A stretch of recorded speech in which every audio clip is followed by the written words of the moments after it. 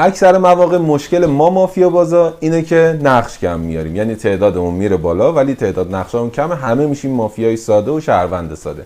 برای این مشکلمون راهکارش اینه: مافیا کلاسیک پیشرفته. شما این بازی تا 50 نفر میتونین بازی کنین، نقشا خیلی متفاوت و مختلفه، خیلی نقش داره و حتی یه سری کارت هم داره که خودتون میتونین نقش اضافه کنین. بیاین با هم نقشا رو ببینیم و ببینیم که چقدر میتونه کمکمون کنه. نقشا رو از همین اول ببینیم. پدرخوانده، مرد قوی، تروریست، یاکوزا، ناتاشا، خرابکار، جاسوس، افسونگر، وکیل، دزد، روانی، مافیای ساده. همونطور که این تعدادشون کمه.